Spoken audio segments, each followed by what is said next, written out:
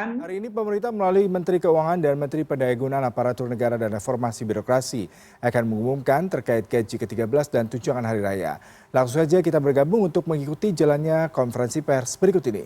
Jaga dari sisi daya beli masyarakat, baik itu melalui kebijakan perlindungan sosial yang dalam hal ini juga dilakukan penambahan untuk benefit atau manfaat masyarakat dengan memberikan bantuan tambahan sembako dan juga tambahan makanan. Kita juga terus meningkatkan konsumsi masyarakat melalui berbagai kebijakan yang dalam hal ini dapat mendukung daya beli masyarakat. Perlindungan sosial untuk tahun 2023 dialokasikan 476 triliun. Ini tujuannya adalah untuk melindungi 10 juta keluarga penerima manfaat yang termasuk di dalam program Keluarga Harapan atau PKH, di mana anggaran yang kita sediakan 28,7 triliun. Kita juga melalui APBN memberikan bantuan sosial melalui kartu sembako untuk 18,8 juta keluarga penerima manfaat. Anggaran yang disediakan oleh APBN untuk kartu sembako bagi 18,8 juta keluarga penerima manfaat adalah sebesar 45,1 triliun.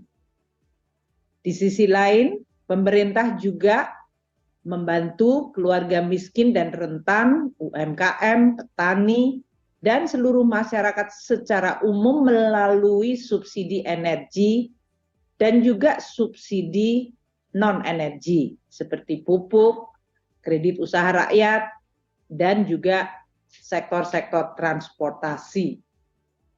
Besaran anggaran pendapatan belanja atau APBN di dalam memberikan bantuan kepada masyarakat dalam bentuk subsidi-subsidi tersebut, baik itu subsidi BBM, listrik, subsidi pupuk, kredit usaha rakyat, dan berbagai subsidi untuk tarif angkutan mencapai 290,6 triliun.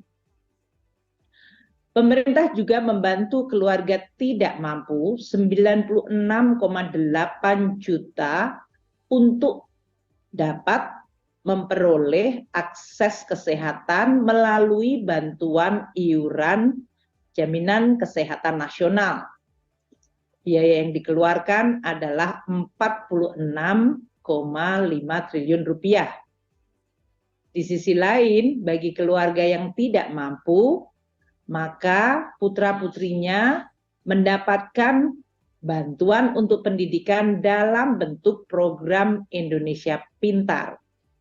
20,1 juta siswa dari keluarga tidak mampu mendapatkan bantuan program Indonesia Pintar yang anggarannya disediakan 9,7 triliun rupiah. Bagi mahasiswa yang tidak mampu, mereka pun diberikan beasiswa bidik misi atau Kartu Indonesia Pintar Kuliah yang saat ini lebih dari 994.000 mahasiswa yang mendapatkan beasiswa bidik misi dan Kartu Indonesia Pintar Kuliah yang anggaran di dalam APBN disediakan 12,8 triliun. Inilah berbagai langkah yang dilakukan pemerintah melalui instrumen APBN yang langsung dapat dinikmati manfaatnya oleh masyarakat, terutama kelompok yang kurang mampu. Keberpihakan dari pemerintah juga ditunjukkan melalui berbagai policy yang lain. Selain itu, menjaga inflasi agar tidak menggerus daya beli juga dilakukan. Pemerintah juga saat ini memberikan pemenuhan kebutuhan gizi melalui program perlindungan sosial bantuan pangan, yaitu akan diberikan kepada 21,3 juta kelompok atau keluarga penerima manfaat yang akan diberikan bantuan pemerintah dalam bentuk paket protein ayam dan telur kepada, maaf saya ulang, 21,3 juta keluarga penerima manfaat diberikan bantuan beras 10 kilo dan kepada 1,4 juta keluarga penerima manfaat dengan balita stunting akan diberikan tambahan protein ayam dan telur.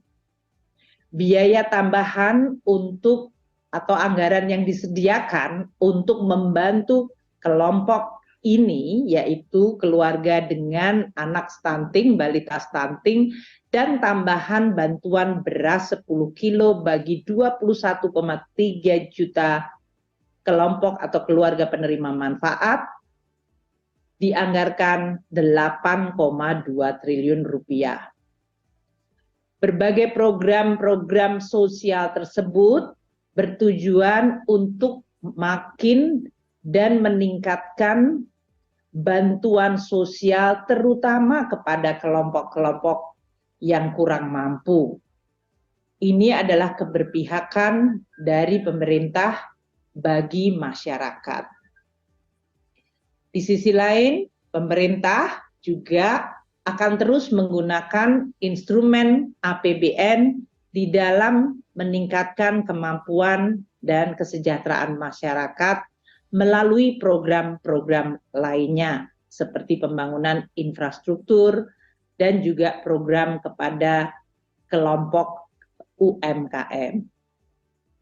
Bapak dan Ibu sekalian, teman-teman media, hari ini kami akan menyampaikan juga instrumen APBN yang di dalam rangka bulan Ramadan dan mendekati Hari Raya Idul Fitri telah mengalokasikan di dalam APBN anggaran untuk pemberian tunjangan hari raya bagi karyawan aparatur negara, di dalam ini termasuk TNI dan Polri, dan bagi pensiunan.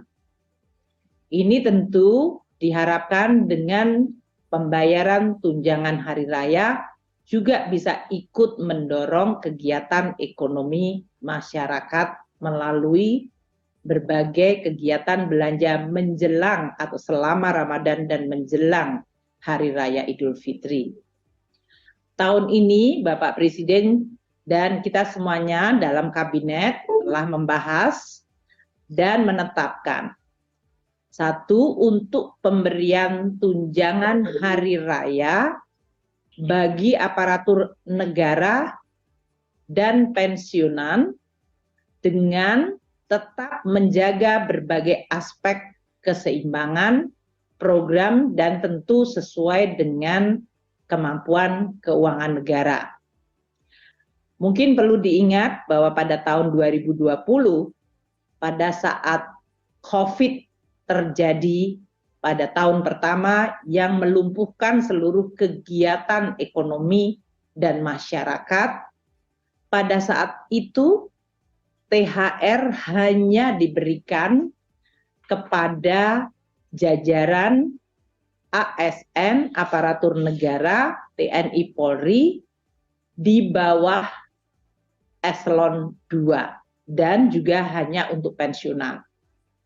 Dan pada tahun 2020 komponen THR adalah berupa gaji pokok, tunjangan keluarga, dan tunjangan jabatan. Karena pada saat itu memang kondisi keuangan negara di mana penerimaan merosot akibat seluruh kegiatan berhenti, dan juga karena prioritas kita di dalam APBN untuk penanganan pandemi dan menjaga masyarakat, terutama bantuan sosial, maka THR juga dalam hal ini hanya difokuskan kepada para pejabat pelaksana dan pejabat di bawah eselon 2 dalam bentuk gaji pokok, tunjangan keluarga, dan tunjangan jabatan.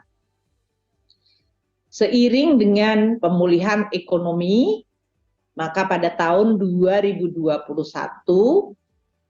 meskipun ancaman COVID masih sangat besar termasuk varian Delta yang terjadi, maka kebijakan THR dan gaji ke-13 pada tahun 2021, yaitu tahun kedua pandemi COVID, diberikan kepada seluruh aparatur negara dan pensiunan.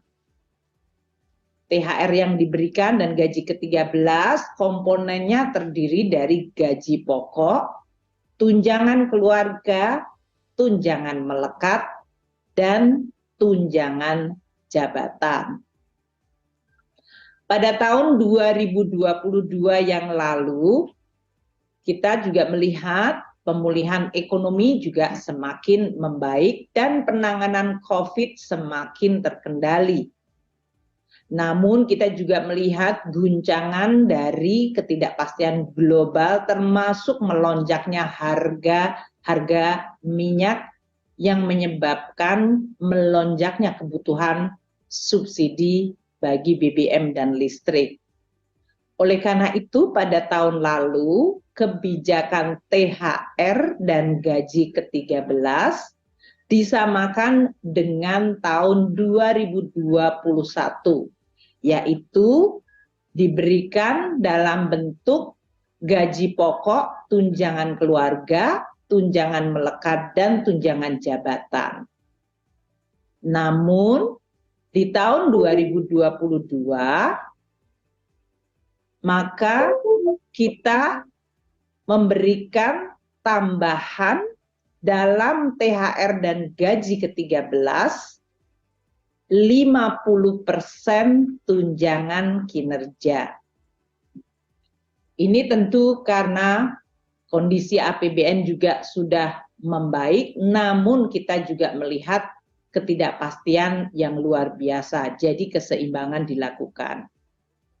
Dengan latar belakang tersebut, tahun ini 2023, seiring kembali dengan adanya penanganan COVID yang masih tetap terkendali, namun di sisi lain pemulihan ekonomi menghadapi tantangan global yang sangat tidak pasti, terutama dalam bentuk perlambatan ekonomi global, kondisi geopolitik yang mempengaruhi kondisi ekonomi, dan tren kebijakan moneter untuk menangani inflasi yang cenderung ketat, maka kebijakan pemberian THR, tunjangan hari raya, dan gaji ke-13 disesuaikan dengan tantangan dan kondisi saat ini.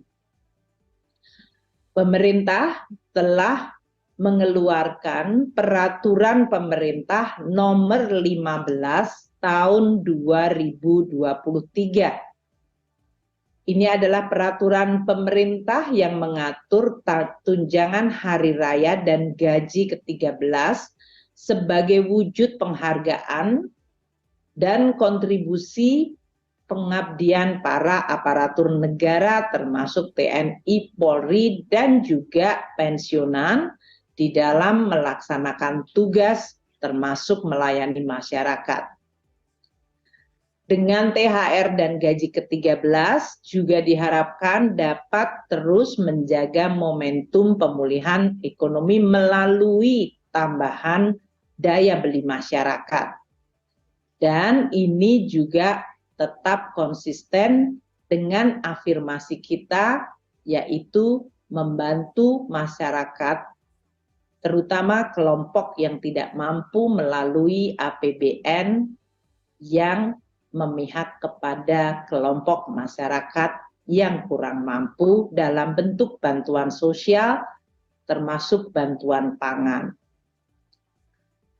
Untuk THR ini akan pada tahun 2023 akan terdiri dari pembayaran sebesar gaji pokok atau pensiunan pokok ditambah dengan tunjangan yang melekat pada gaji atau pensiunan pokok. Yaitu tunjangan yang melekat terdiri dari tunjangan keluarga, tunjangan pangan, serta tunjangan jabatan struktural, fungsional, atau tunjangan umum lainnya. Dan seperti tahun 2022, maka THR tahun ini juga ditambahkan komponen 50% tunjangan kinerja per bulan bagi yang memang mendapatkan tunjangan kinerja. THR yang tadi terdiri dari gaji dan pensiunan pokok, tunjangan melekat, dan 50% tunjangan kinerja juga diberikan bagi ASN daerah. So, bagi instansi pemerintah daerah paling banyak 50% tambahan penghasilan dengan memperhatikan kemampuan dari fiskal daerah dan sesuai dengan peraturan perundang-undangan. Yang berbeda dan kita tambahkan pada pembayaran THR dan gaji ke-13 tahun ini adalah diberikan kepada guru dan dosen yang tidak mendapatkan tunjangan kinerja atau tambahan penghasilan, mereka akan diberikan 50% tunjangan profesi guru serta 50% tunjangan profesi dosen.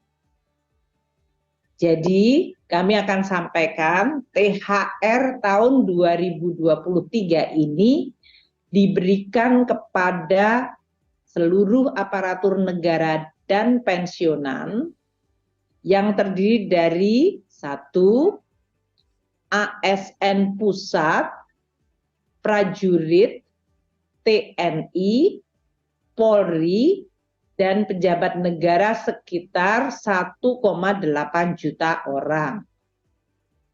Kedua, ASN daerah, yaitu 3,7 juta orang, termasuk di dalamnya guru ASN daerah yang menerima tunjangan profesi guru sebanyak 1,1 juta guru, dan guru ASN daerah yang menerima tamsil yaitu 527,4 ribu orang.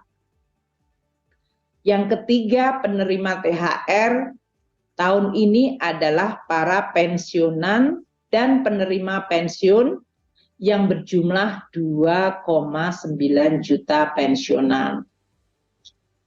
Alokasi anggaran untuk tunjangan hari raya ada di dalam APBN tahun anggaran 2023, yaitu 1. Di dalam anggaran kementerian dan lembaga telah dialokasikan 11,7 triliun untuk pembayaran THR ini bagi ASN pusat, prajurit TNI, Polri, dan pejabat negara. Yang kedua, alokasi melalui dana alokasi umum, yaitu sekitar 17,4 triliun rupiah bagi ASN daerah, yaitu PNS daerah dan P3K, dan dapat untuk pemerintah daerah dapat menambahkan dari masing-masing APBD tahun 2023 sesuai kemampuan APBD masing-masing pemerintah daerah. Ketiga, sumber dari pembayaran THR adalah pos dari Bendahara Umum Negara sebesar 9,8 triliun untuk para pensiunan dan penerima pensiunan untuk menerima THR. Untuk pencairan THR ini akan dimulai pada H-10 dari Hari Raya Idul Fitri. Ini kira-kira tanggal 4 April sudah mulai dicairkan. Kementerian dan lembaga dapat segera mengajukan surat perintah membayar ke Kantor Pelayanan Perbendaharaan Negara KPPN mulai H-10 dan menyesuaikan dari penetapan cuti yang telah diumumkan oleh pemerintah mengenai cuti bersama dari hari raya. THR dapat dicairkan oleh KPPN sesuai mekanisme yang berlaku. Kementerian Dalam Negeri akan menginstruksikan kepada seluruh pemerintah daerah di dalam menyelesaikan penyusunan peraturan kepala daerah atau perkada mengenai pembayaran THR dan gaji ke-13 dalam minggu ini. Dengan demikian, dapat dipastikan agar pembayaran THR untuk ASN daerah dapat juga dimulai pada H-10 bagi pegawai-pegawai pemerintah daerah. Karena tahun ini ada komponen baru di dalam THR dan gaji ke-13, yaitu terutama bagi guru-guru ASN daerah yang tidak menerima tukin daerah atau tunjangan profesi TPP, di mana tahun ini mereka mendapatkan 50% TBG atau tunjangan profesi guru atau tamsil sebagai THR mereka. Ini pertama kali dilakukan. Maka pemerintah pusat akan memberikan tambahan transfer kepada seluruh pemerintah daerah. Diperkirakan total untuk 50% TBG tamsil sebagai THR guru-guru ASN daerah yang tidak menerima tukinda dan TPP, anggarannya mencapai 2,1 triliun. Kami akan segera bekerja sama dengan seluruh pemerintah daerah agar mereka tetap bisa membayarkan THR gaji ke-13 bagi guru-guru ASN daerah yang tidak menerima tukinda dan TPP ini dalam bentuk transfer tambahan. Kita minta agar supaya mereka bisa merayakan Idul Fitri, pemerintah daerah bisa menggunakan space APBD-nya membayarkan, namun kita juga akan segera melakukan koordinasi agar transfer tambahan dari pemerintah pusat untuk THR dan gaji ke-13 bagi para guru ASN daerah yang tidak menerima tukinda dan TPP yang selama ini tidak pernah mendapatkan THR, tahun ini akan mendapatkan THR dalam bentuk 50% TPG atau tamsil.